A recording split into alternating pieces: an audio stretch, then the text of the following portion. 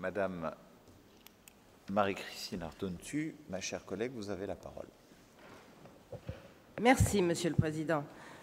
Monsieur le Président de la Commission des Finances, j'ai une lecture un peu différente de la vôtre et je vais être désagréable. En tout cas, beaucoup moins agréable que je ne l'ai été au Conseil municipal sur le compte administratif de la ville de Nice. Parce que votre compte administratif rassurant à souhait, je dois dire, est effectivement bien enrubanné. Mais le contenu du paquet cadeau est beaucoup moins avenant et nous voterons contre pour les raisons suivantes. D'abord et surtout, la dette reste menaçante. En effet, j'ai bien écouté aussi la présentation que vous venez de faire. Si le volume au budget principal reste raisonnable, par contre, la dette consolidée avec le budget annexe des transports vient combler l'encours total. L'encours métropolitain consolidé est de 1,238 milliards d'euros, soit, excusez-moi du peu, assez exactement le volume annuel du budget métropolitain, fonctionnement plus investissement, tout budget confondu, c'est-à-dire 1,277 milliards d'euros par an. Et que nous apprend le budget consolidé? Vous avez remboursé 74 millions de dettes anciennes et en 2016 toujours, vous avez tiré 189 millions d'emprunts nouveaux, soit un gonflement de 115 millions d'euros, c'est-à-dire 9% par an, qui finalement partent en boule de neige. Le vrai problème à l'avenir sera de faire face, chaque année comme en 2016, à 308 millions d'euros de dépenses d'équipement, même si le taux d'exécution descend à 83,4% des dépenses budgétaires. En clair, et vous avez raison quand vous dites qu'un élu local doit investir, mais il faut le faire à un rythme supportable pour les finances métropolitaines. Parce qu'à mon sens, il n'existe que deux moyens de financer l'investissement, l'autofinancement ou la dette. Or, l'autofinancement est très bas. Très exactement, vous l'avez rappelé, je pense que nous avons les mêmes chiffres, du moins j'espère, 121,37 millions d'euros pour l'épargne brute et 46,87 millions d'euros pour l'épargne nette, c'est-à-dire un mince filet marginal qui s'élève à 5,4% de nos recettes de fonctionnement. Alors, avec une question à la clé que je me pose, où sont passés les 94,6% restants provenant de nos impôts et des dotations de l'État? Notre capacité d'emprunt supplémentaire, vous en avez parlé, Monsieur Pradal, mais elle me semble extrêmement limitée, parce qu'elle est descendue, vous avez raison de le souligner, de 12,7 à 10,2, et ça, c'est plutôt bien. Mais je vous rappelle que c'est la division de la masse d'emprunt par l'autofinancement. Et moi, j'ai effectué une petite simulation. S'il survient le moindre imprévu, la moindre dépense imprévue, le ratio remontera à 15 ans, ce qui nous interdirait à ce moment-là tout emprunt nouveau. Donc, la seule solution, c'est de faire remonter notre épargne par le seul levier dont nous disposons, c'est-à-dire les dépenses de fonctionnement.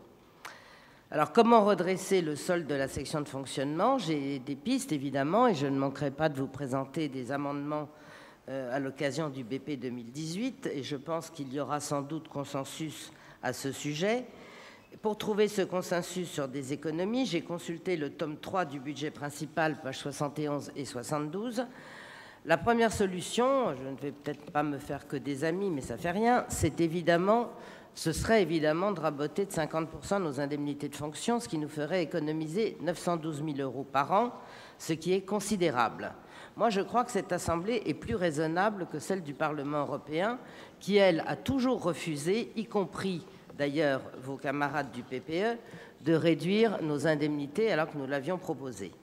Vous avez sous-noté qu'il s'agit dans le 011 d'un très rare cas d'article, le 65-311, exécuté en 2016 en dépassement des crédits. 1 763 000 euros votés et 1 824 000 euros dépensés, soit un dépassement de 61 000 euros, ce qui en comptabilité publique m'apparaît comme une hérésie. La seconde solution, c'est évidemment, je reviens sur un sujet qui fâche, de supprimer ou en tout cas de sérieusement diminuer les crédits de l'article 65-316, frais de représentation du président. Vous nous avez dit, j'ai relu le PV du Conseil métropolitain du 13 mars, page 65, que les crédits de représentation du président ne seraient qu'un plafond maximal de dépenses. Vous nous avez expliqué, je le comprends, qu'il fallait accueillir des invités de prestige, mais quand même, le coût n'est pas mince pour 2016. 29 788 € pour 6 mois, soit 4 964 € par mois, quand même de quoi voir venir. Mais ce n'est pas là le plus dérangeant. Vous disposez en effet de 29 788 € de crédit et vous en avez consommé 29 787,10 €. En clair, vous avez laissé 90 centimes d'euros en caisse, c'est-à-dire que Jean-François Copé, votre ami, il n'aurait même pas eu de quoi s'acheter ses micro-pains au chocolat avec la petite monnaie qui restait. Alors, j'ai un souhait, Monsieur le Président de la Commission des Finances, pour nous éclairer. Je pense que vous devriez communiquer à tous les élus le registre des bordereaux de mandat 2016, facture à l'appui, sur l'article 65-316. Et enfin, parce que je n'ai rien à cacher, j'en profite pour répondre publiquement à la lettre que vous m'aviez fait déposer en plein Conseil métropolitain le 13 mars. Je comprends parfaitement vos interrogations concernant mes indemnités représentatives de frais, bien que je ne sois élu, moi, à aucun poste exécutif. Mais enfin, vous comprendrez aussi que je me pose les mêmes questions en ce qui vous concerne. Ainsi, pour ne citer que ces personnalités, que Madame la sénatrice Estrosi Sassone, que Madame le député Brenier ou que Monsieur le sénateur Louis Nègre. Donc, des réceptions de ces informations et de celles de l'ensemble des députés européens des Républicains membres du PPE, je vous apporterai toute précision concernant mon indemnité de frais généraux. Autre précision en ce qui concerne le per diem, c'est-à-dire les indemnités journalières sur lesquelles vous m'aviez également interrogé. Vous savez très bien qu'elles sont destinées à couvrir les frais d'hébergement. Et là, je tiens mes factures d'hôtel et de restaurant à votre entière disposition. Enfin, puisque vous faites également allusion au recrutement de mes collaborateurs parlementaires, l'histoire récente prouve une fois de plus qu'avant de regarder la paille dans l'œil de son voisin, il vaut mieux voir la poutre qui est dans le sien.